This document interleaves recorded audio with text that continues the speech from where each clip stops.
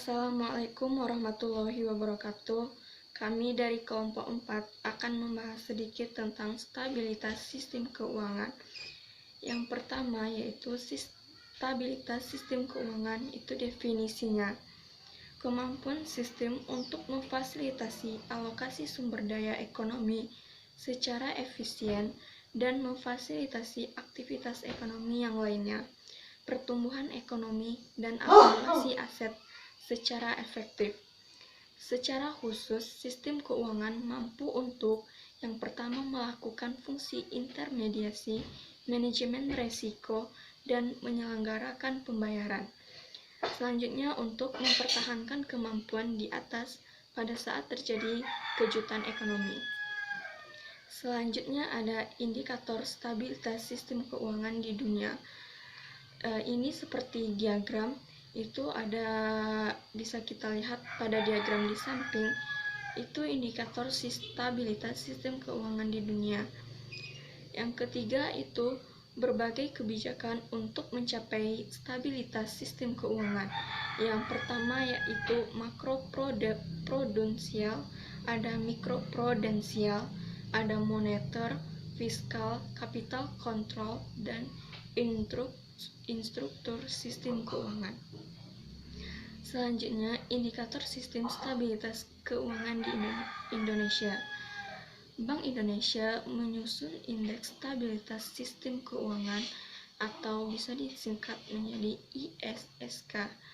Yang kedua, ISKK merupakan indeks yang mencerminkan kondisi kestabilitasan sistem keuangan dengan melihat sumber-sumber instabilitas. Yang ketiga, indeks ini dibentuk dengan melihat sistem keuangan yang terdiri atas institusi sistem keuangan dan pasar. Selanjutnya ada Komite Stabilitas Sistem Keuangan. Yang pertama, Komite Stabilitas Sistem Keuangan adalah forum komunikasi dan koordinasi antara otoritas moneter, fiskal, dan sektor keuangan. Selanjutnya, komunikasi dan koordinasi ini penting untuk mengidentifikasikan dan mengukur risiko sistematik. Selanjutnya, forum tersebut mengkoordinasikan kebijakan makroprudensial untuk menurunkan ketidakstabilan sistem keuangan.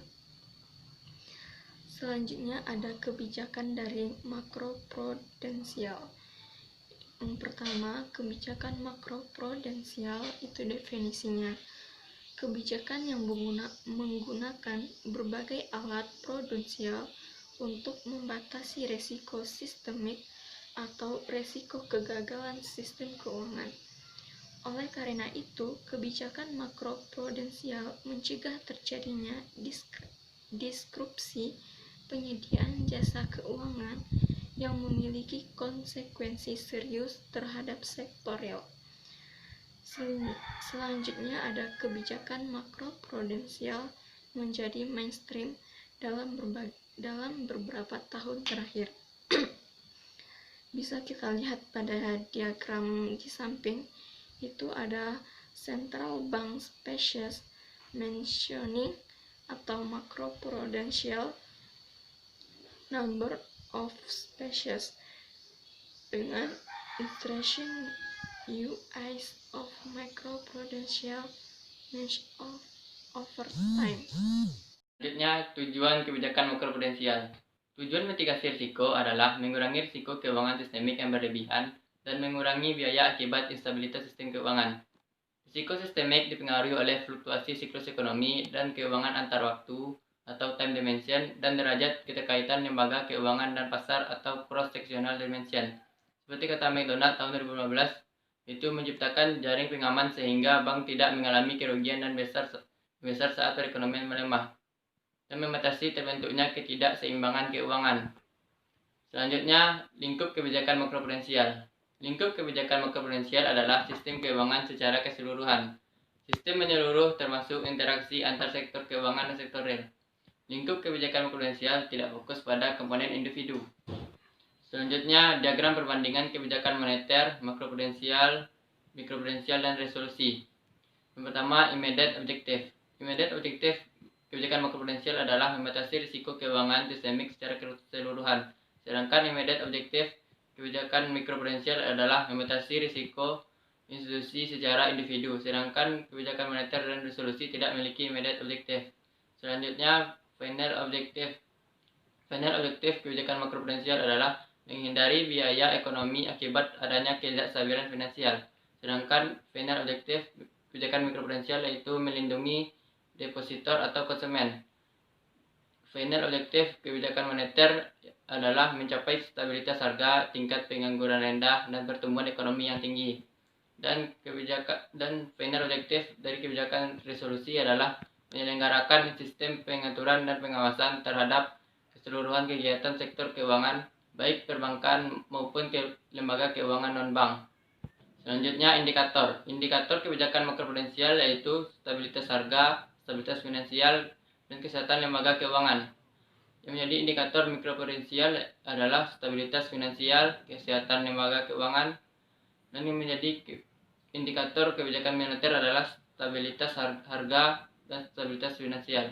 Yang menjadi indikator kebijakan resolusi adalah stabilitas finansial. Selanjutnya, lembaga. Yang menjadi lembaga kebijakan makroprudensial adalah bank sentral, otoritas fiskal, dan otoritas moneter. Dan yang menjadi lembaga kebijakan mikroprudensial adalah financial institution. Dan yang menjadi lembaga kebijakan moneter adalah bank sentral. Sedangkan yang menjadi lembaga kebijakan resolusi adalah otoritas keuangan seperti LPS dan FDIC. Selanjutnya, diagram interaksi kebijakan moneter dan makroprudensial.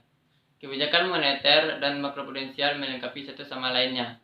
Dan kebijakan moneter berdampak terhadap ekonomi secara menyeluruh, dan kebijakan makroprudensial memiliki sasaran tertentu dan sehingga bersifat fine tuning. Selanjutnya, kita masuk ke dalam kerangka kerja kebijakan makroprudensial. Yang pertama, risiko sektor keuangan. Risiko yang pertama yaitu risiko sistemik, yaitu terjadinya ketidakseimbangan keuangan antar waktu dan poriskalitas dari sistem keuangan. Risiko yang dihadapi sektor keuangan dan terdistribusi di seluruh institusi sistem keuangan, domestik atau eksternal, atau cross-section dimensional risk. Contohnya, adanya paparan lembaga keuangan yang gagal dan menjalar ke lembaga keuangan yang lainnya. Dan risiko yang kedua yaitu risiko siklikal, yaitu risiko yang dihadapi oleh sektor keuangan dan terdistribusi di sebuah periode waktu atau siklus bisnis tertentu, atau time dimension risk, dan suplai uang, dan economic bubbles dan imbalance. Selanjutnya, kategori umum dari risiko sistemik. Risiko dari pertumbuhan kredit yang kuat dan inflasi harga aset karena pertumbuhan kredit tersebut. Selanjutnya, risiko dari leverage yang berlebihan dan proses deleveraging. Dan risiko likuiditas sistemik. Yang terakhir, risiko dari aliran modal yang volatil, khususnya pinjaman dengan kurs luar negeri. Selanjutnya, masuk ke dalam penyusunan kebijakan makroprudensial. Diawali dari asesmen risiko sistemik, yaitu apakah tingkat utang berlebihan, atau apakah harga aset terevaluasi lebih tinggi, atau apakah standar peminjaman menurun. Selanjutnya, masuk ke dalam pertimbangan intervensi makroprudensial, yaitu apakah khususnya isu makroprudensial, dan selanjutnya apakah manfaat dari interval lebih tinggi dari biayanya, dan dilanjutkan oleh pemilihan instrumen, yaitu apakah tujuan dan target intervensi atau instrumen makroprudensial apa yang bisa mencapai tujuannya, dan apakah bauran kebijakan yang optimal. Dilanjutkan oleh implementasi, yaitu bagaimanakah strategi penerapan instrumen dan bagaimanakah exit strateginya, dan diakhiri oleh intervensi makroprudensial. Strategi dan proses kebijakan makroprudensial, yaitu prosesnya identifikasi risiko dan asesmen, pemulihan instrumen, dan kalibrasi, implementasi kebijakan, dan evaluasi kebijakan. Pemilihan instrumen kebijakan makroprudensial, 3 faktor mempengaruhi pemilihan instrumen. Yang pertama, derajat pertumbuhan ekonomi dan sektor keuangan. Yang kedua, rejim nilai tukar. Yang ketiga, jenis kejutan. derajat pertumbuhan dan sektor keuangan lebih banyak emerging market economies atau EMA yang membutuhkan kebijakan untuk mengatasi kegagalan pasar.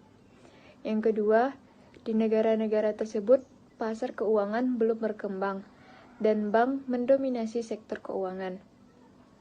Yang ketiga, oleh karena itu, negara-negara tersebut akan menghadapi risiko likuiditas sistematik dan cenderung menggunakan instrumen untuk risiko tersebut.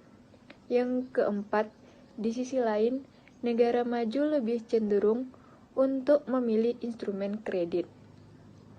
Rejim nilai tukar. Negara-negara dengan nilai tukar tetap atau manajemen cenderung menggunakan kebijakan makroprudensial lebih sering. Di negara tersebut, pertumbuhan kredit berasosiasi dengan aliran modal masuk. Jenis kejutan yaitu emerging market economies memiliki ukuran ekonomi domestik yang lebih kecil dan derajat keterbukaan tinggi.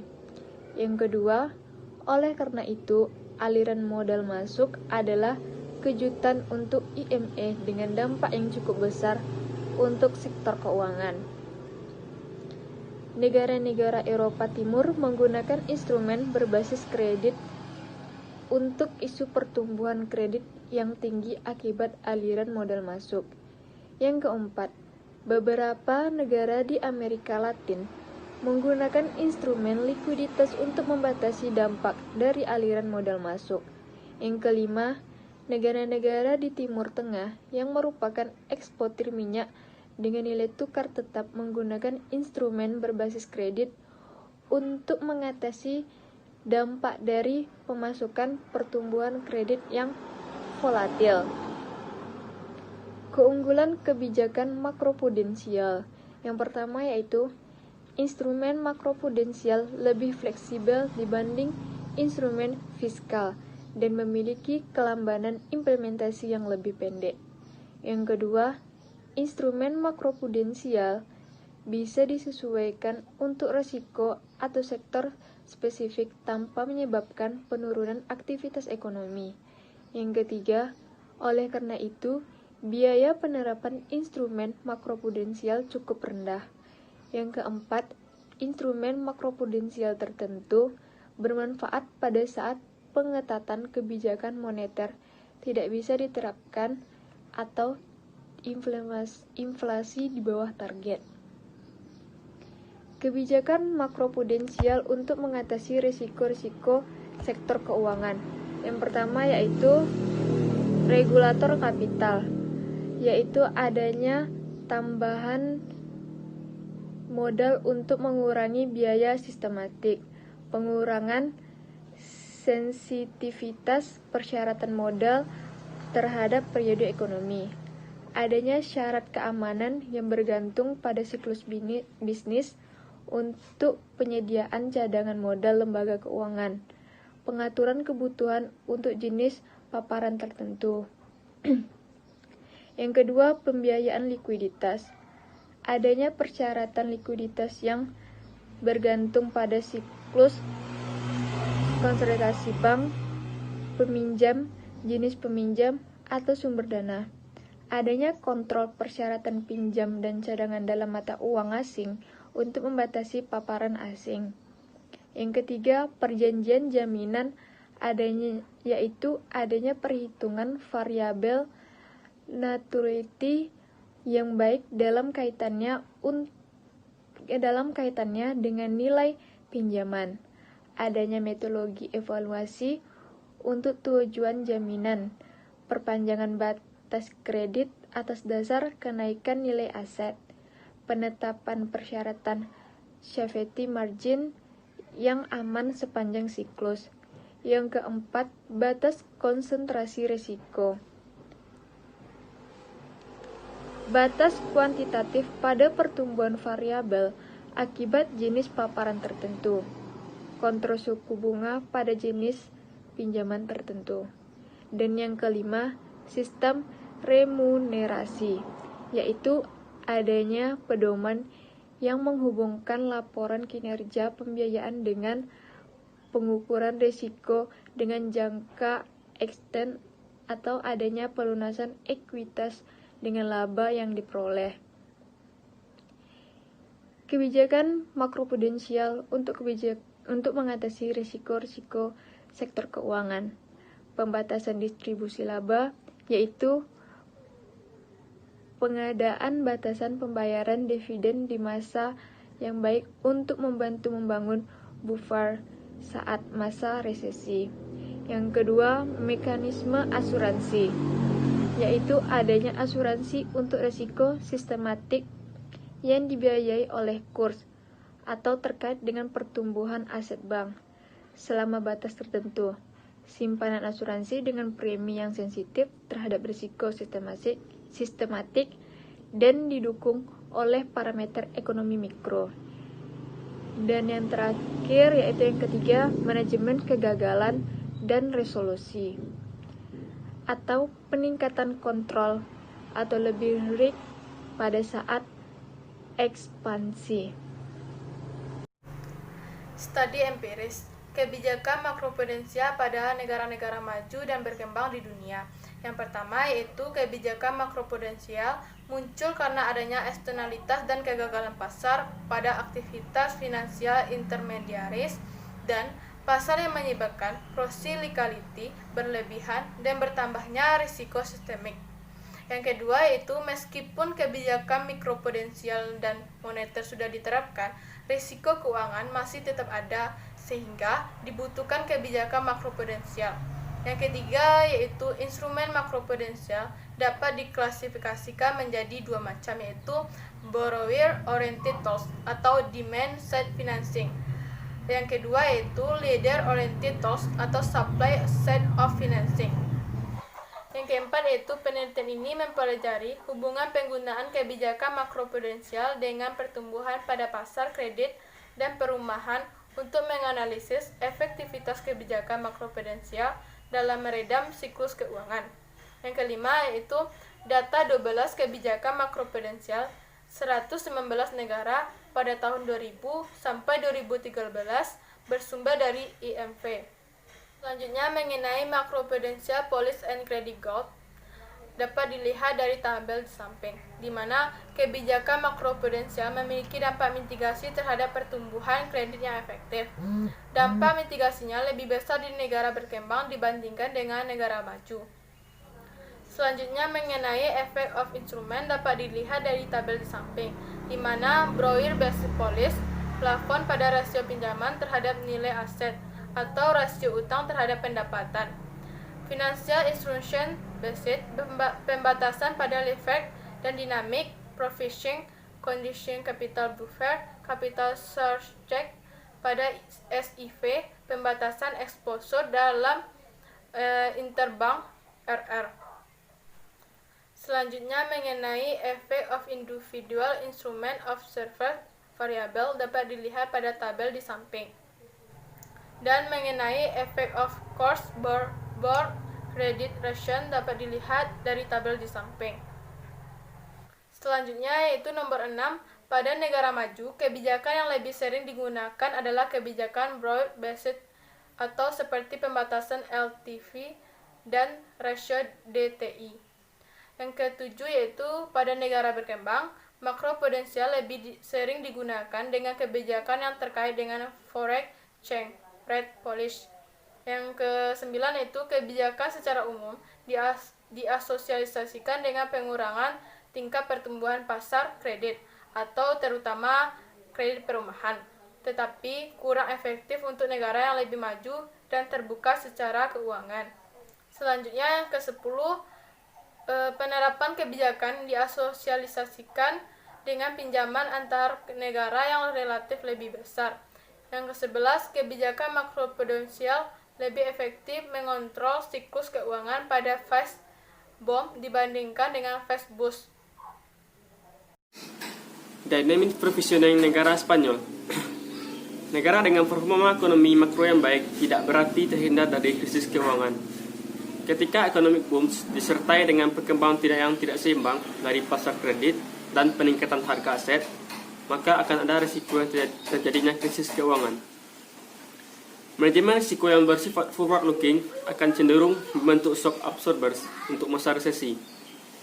Dynamic provisioning merupakan salah satu framework yang mendorong provision untuk dibentuk pada masa upturn untuk digunakan pada masa downturn. Penelitian ini memberikan beberapa pemikiran mengenai hubungan antara pertumbuhan harga aset, penerapan kebijakan moneter, dan peran regulasi keuangan pada perekonomian dengan tingkat inflasi yang rendah. Metode statistik deskriptif dengan data pertumbuhan kredit dan loan loss provision tahun 1984 sampai 2004 dari Instituto Nacional de Estadística and Banco de España. Provisioning hanya memiliki dampak kecil pada pertumbuhan kredit, namun bermanfaat untuk membangun countercyclical buffer yang dapat menguatkan solvensi dari suatu bank. Dynamic provisioning tidak dapat memberikan jaminan bahwa bank dapat mengatasi kerugian kredit pada saat terjadi downturn.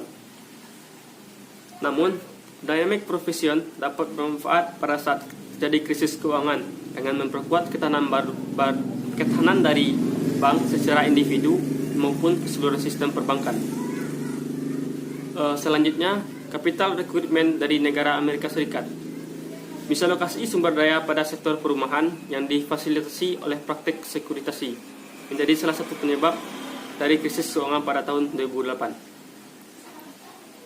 Penelitian ini memberikan bukti empiris mengenai hubungan antara proses sekuritasi, bagaimana transaksi diatur, dan menentukan peringkat kredit dengan ekstensi pada subprime mortgage. Sampel 1.267 transaksi sekuritasi mortgage banket subprime pada tahun 1997 sampai 2007, serta data 6,7 juta pinjaman yang berfungsi sebagai jaminan dalam transaksi ini. Regresi ekonometrika yang diestimasi dengan metode OLS dan IV. LTV berkorelasi positif dan signifikan dengan jumlah pinjaman subprime. Persentase pinjaman dengan adjustable rate berkorelasi positif dan signifikansi dengan jumlah pinjaman subprime.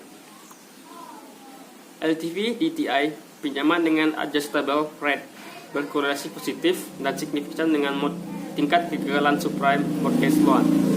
Kebijakan makroprudensial yang melonggar berasosiasi dengan meningkatkan risiko di sektor keuangan. Peningkatan capital recruitment dapat mengurangi pertumbuhan bubble perekonomian.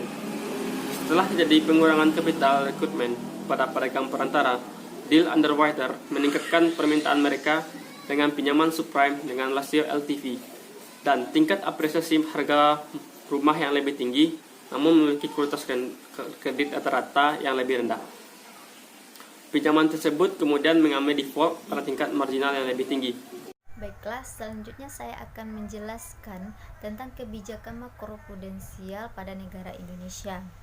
Indonesia merupakan salah satu negara yang terdampak cukup parah akibat krisis yang terjadi pada tahun 2007 dan tahun 2008. Kebijakan makroprudensial dan kebijakan moneter dinilai tidak cukup untuk meminimalisir dampak dari krisis keuangan yang menyebabkan instabilitas keuangan pada negara Indonesia.